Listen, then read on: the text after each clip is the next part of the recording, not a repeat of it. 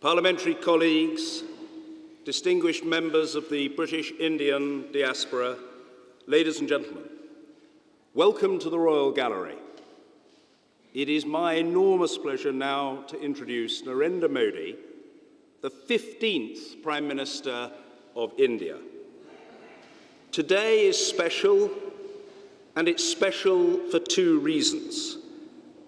First, this is a first. The first occasion upon which we will hear a speech by a serving Indian Prime Minister in our Parliament. Secondly, it is fitting that it takes place during Diwali, with the resonance which that entails for millions across this country, in India, and indeed throughout the world. What's more, today is New Year's Day. Saal Mubarak. Happy New Year.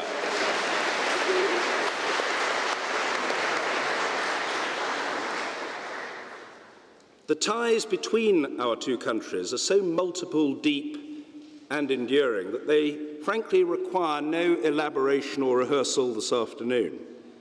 Skeptics sometimes suggest that democracy is all but impossible to create or to maintain in countries of a certain size, degree of diversity, or level of economic development.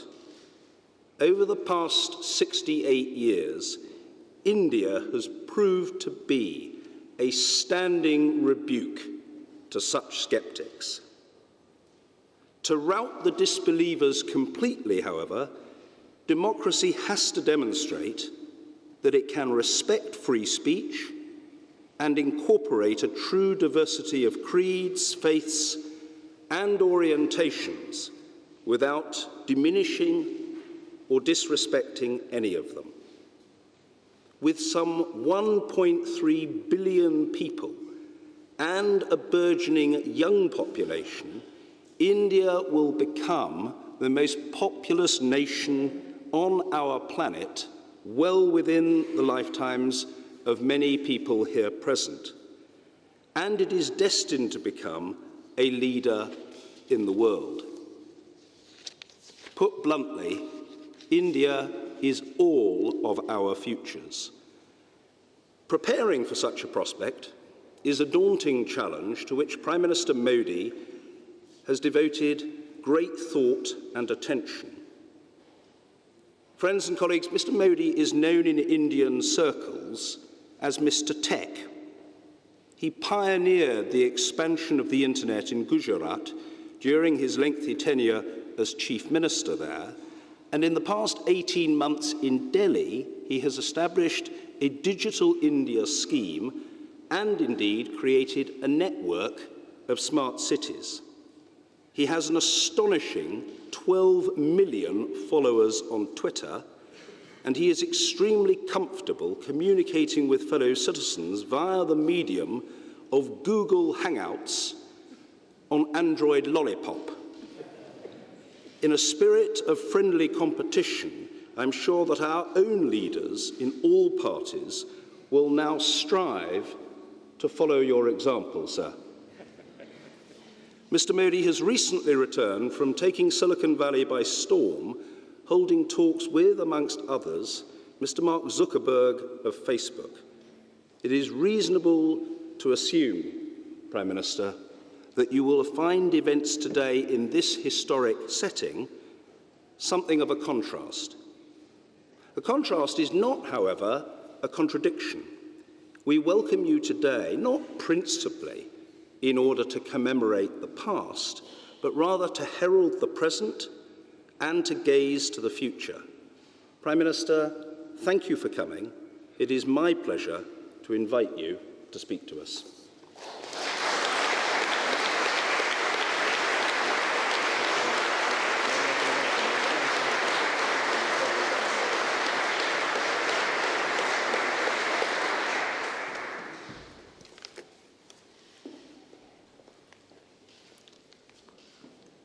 Lord Speaker, Mr. Speaker, Mr. Prime Minister, I'm delighted to be in London. Even in this globalized world, London is still the standard of our times. The city has embraced the world's diversity and represent the finest in human achievements. And I'm truly honored to speak in the British Parliament. Mr. Speaker, thank you for opening the doors to us here in this magnificent setting of the Royal Court. I know that the Parliament is not in session. Prime Minister Cameron looks relaxed and relieved.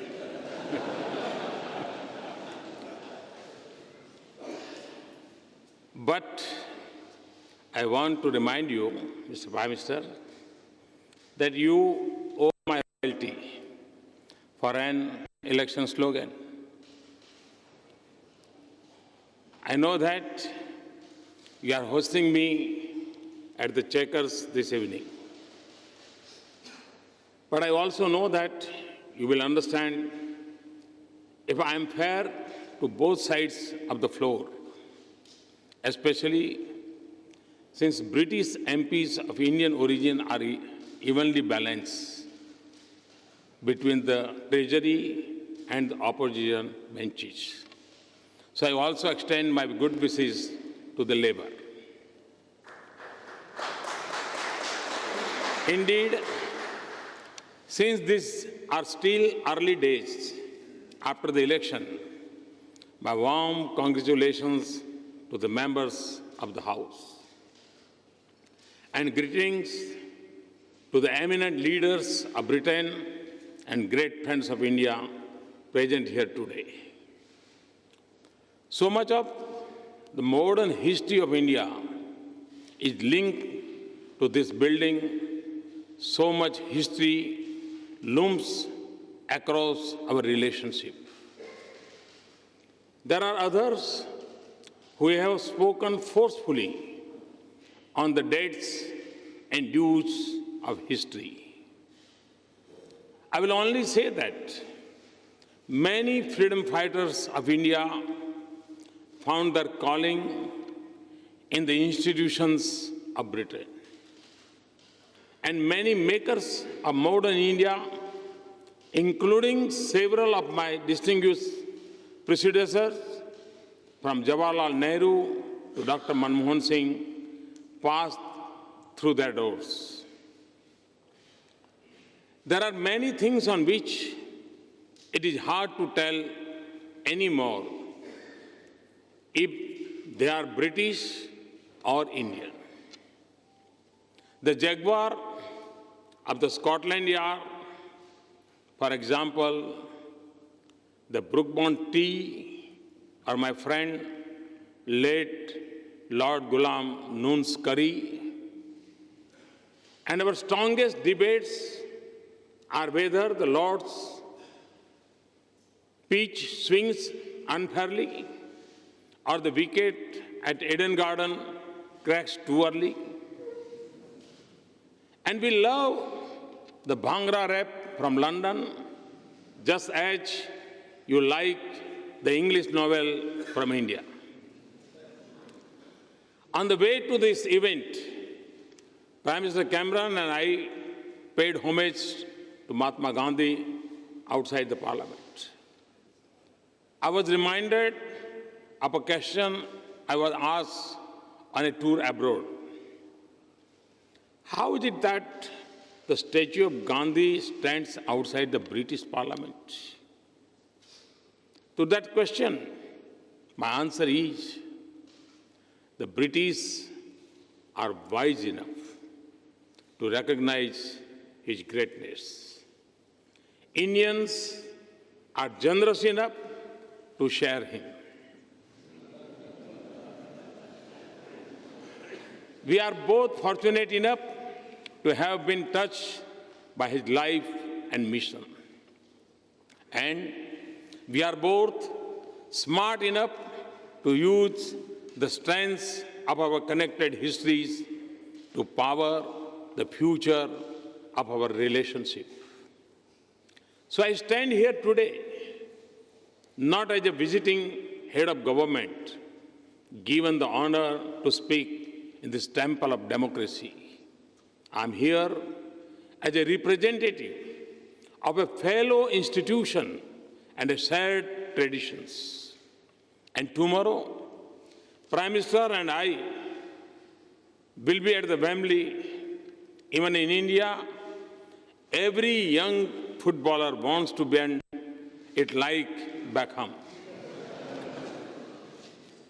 Wembley will be a celebration of 1.5 million threads of life that binds us. 1.5 million people proud of their heritage in India, proud of their home in Britain. It will be an expression of joy for all that we share. Values, institutions, political system, sports, culture, and art. And it will be recognition of a vibrant partnership and a shared future. The United Kingdom is the third largest investor in India behind Singapore and Mauritius. India is the third largest source of foreign direct investment projects in the United Kingdom. Indians invest more in Britain than in the rest of European Union combined. It is not because they want to save on interpretation costs, but because they find an environment that is welcoming and familiar. It takes an Indian icon, Tata, to run a British icon and become your nation's largest private sector employer.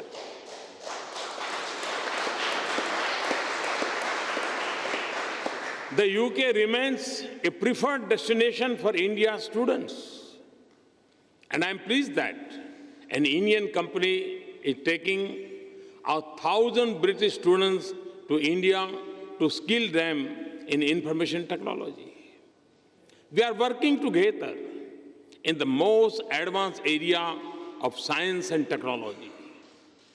We are finding solutions to the enduring human problems of food and health security and seeking answers to emerging challenges like climate change. Our security agencies work together so that our children return home safe and our increasingly networked lives are not prey to the threats on cyberspace. Our armed forces exercise with each other so that they can stand more strongly for the values we represent. This year alone, we have had 3 exercises together. And in the international arena, your support has made it more possible for India to take her rightful place in global institutions and regimes. And it has helped us both advance our common interests. Mr. Speaker, strong as our partnership is, for relationship such as ours, we must set higher ambitions. We are 2 democracies, 2 strong economies, and 2 innovative societies. We have the comfort of familiarity and the experience of a long partnership. Britain's resurgence is impressive. Its influence on the future of the global economy remains strong. And, Mr. Speaker, India is a new bright spot of hope and opportunity for the world. It is not just the universal judgment of international institutions. It is not just the logic of numbers. A nation of 1.25 billion people with 800 million under the age of 35 years.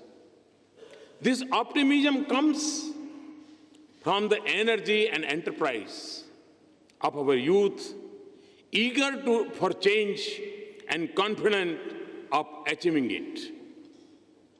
It is the result of bold and sustained measures to reform our laws, policies, institutions, and processes.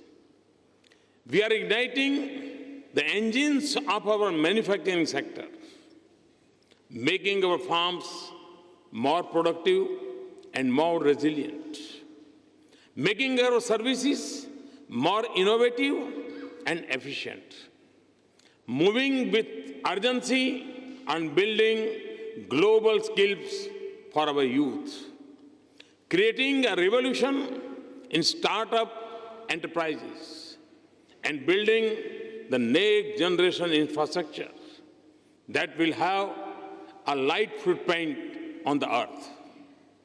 Our momentum comes not just from the growth we pursue, but from the transformation that we seek in the quality of life for every citizen. Much of India that we dream of still lies ahead of us. Housing, power, water and sanitation for all, bank accounts and insurance for every citizen, connected and prosperous villages, and smart and sustainable cities. These are goals with a definite date, not just a mirage of hope. And inspired by Gandhiji, the change has begun with us, the way the government works. There is transparency and accountability in governance. There is boldness and speed in decisions. Federalism is no longer the fault line of center-state relation, but the definition of a new partnership of Team India. Citizens now have the ease of trust, not the burden of proof and processes. Business find an environment that is open and easy to work in. In a nation connected by cell phones, Digital India is transforming the interface between government and people. So, Mr. Speaker, with apologies to poet T.S. Eliot, we will not let the shadow fall between the idea and reality. If you visit India, you will experience the wind of change. It is reflected in the surge of investments from around the world, enhanced stability of our economy. In 190 million new bank accounts of hope and inclusion, in the increase in our growth to nearly 7.5% per year, and in the sharp rise in our ranking on ease of doing business. And the motto of Sabka Saath, Sabka Vikas is our vision of a nation in which every citizen belongs, participates, and prospers. It is not just a call for economic inclusion. It is also a celebration of our diversity, the creed for social harmony, and a commitment to individual liberties and rights. This is the timeless ethos of our culture. This is the basis of our Constitution, and this will be the foundation of our future. Mr. Speaker, members and friends, the progress of India is the destiny of 1/6 humanity, and it will also mean a world more confident of its prosperity and more secure about its future. It is also natural and inevitable that our economic relations will grow by leaps and bounds. We'll form unbeatable partnership if we combine our unique strength and the size and the scale of opportunities in India. We will see more investment and trade. We will open new doors in the service sector. We will collaborate more here and in India. In defense equipment and technology, we will work together on renewable and nuclear energy. We will explore the mysteries of science and harness the power of technology and innovation. We will realize the opportunities of the digital world. Our youth will learn more from and with each other. But a relationship as rich as this, with so much promise as ours, cannot be measured only in terms of our mutual prosperity. Mr. Speaker, ours is an age of multiple transition in the world. We are yet to fully comprehend the future unfolding before us. As in the previous ages, it will be different from the world we know. So in the uncharted waters of our uncertain times, we must together help steer a steady course of this world in the direction that mirrors the ideals we share. For in that lies not just the success of our two nations, but also the promise of the world that we desire. We have the strength of our partnership and the membership of the United Nations, the Commonwealth, and the G20. We live in a world where instability in a distant region quickly reaches our doorsteps. We see this in the challenges of radicalization and refugees. The fault lines are shifting from the boundaries of nations into the web of our societies and the streets of our cities. And terrorism and extremism are a global force that are larger than their changing names, groups, territories, and targets. The world must speak in one voice and act in unison to combat this challenge of our times. We must adopt a comprehensive Convention on International Terrorism in the United Nations without delay. There should be no distinction between terrorist groups or discrimination between nations. There should be a resolve to isolate those who harbor terrorists and willingness to stand with nations that will fight them honestly.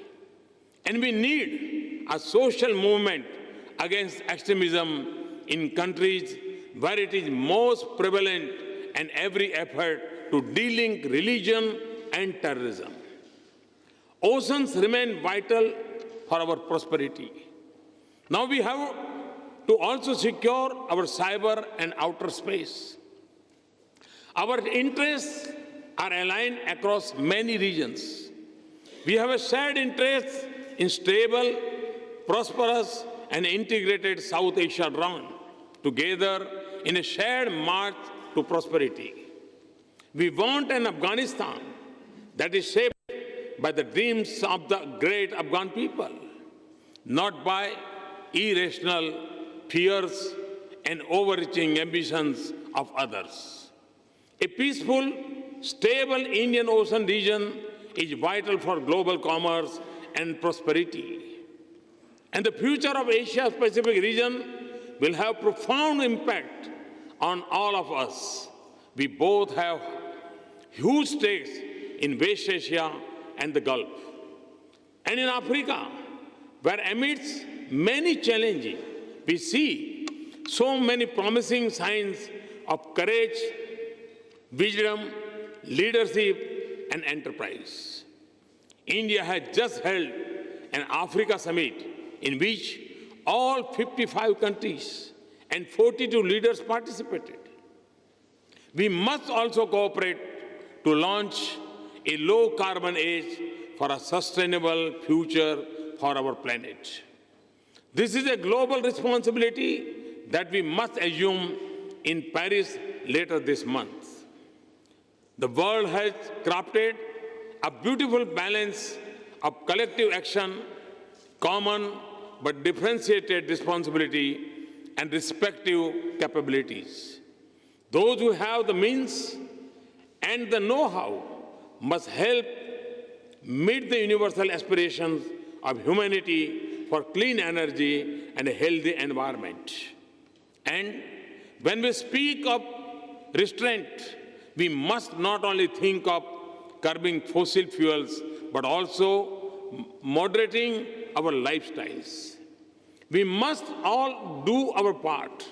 For India, a target of 175 gigawatt of additional capacity in renewable energy by 2022 and reduction in emission intensity of 33 to 35% by 2030 are just two of the steps of a comprehensive strategy. I have also proposed to launch during the COP21 meeting an international solar alliance to make solar energy an integral part of our lives, even in the most unconnected villages. In Britain, we are more like to use an umbrella against rain than the sun. But my team defined the membership of the Solar Alliance in more precise terms. We have to be located within the tropics, and we are pleased that the United Kingdom qualifies. So we look forward to an innovative Britain as a valuable partner in this endeavor. Prime Minister Cameron and I are indeed very pleased that cooperation and affordable and accessible clean energy is an important pillar of our relations. Mr. Speaker, this is a huge moment for our two great nations. So we must seize our opportunities, remove the obstacles to cooperation, instill full confidence in our relations, and remain sensitive to each other's interests. In doing so, we will transform our strategic partnership, and we will make this relationship count as one of the leading global partnerships. Ever so often, in the call of Britain's most famous bard, that we must seize the tide in the affairs of man, the world has sought the inspiration to act, and so must we. But in defining the purpose of our partnership, we must turn to a great son of India whose house in London I shall dedicate to the cause of social justice on Saturday. Dr. B.R. Ambedkar, whose 125th birth anniversary we are celebrating now, was not just an architect of India's constitution and our parliamentary democracy. He also stood for the upliftment of the weak, the oppressed, and the excluded. And he lifted us all to a higher cause in the service of humanity, to build a future of justice, equality, opportunity, and dignity for all humans, and peace among people. That is the cause to which India and the United Kingdom have dedicated themselves today. Thank you very much. Thanks a lot.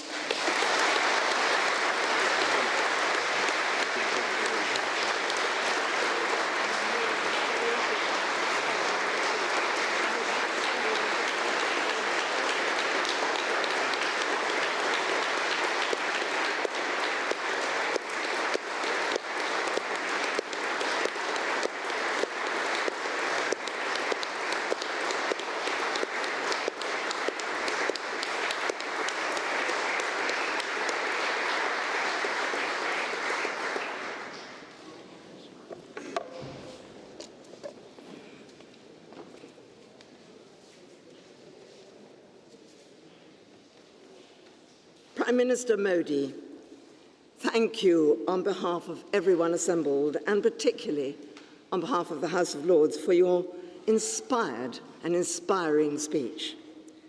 Your presence here today gives Parliament a valuable opportunity to celebrate the unique relationship between the UK and India. And how appropriate to do so here in the Royal Gallery, where 85 years ago today, King George V opened the first London Round Table Conference.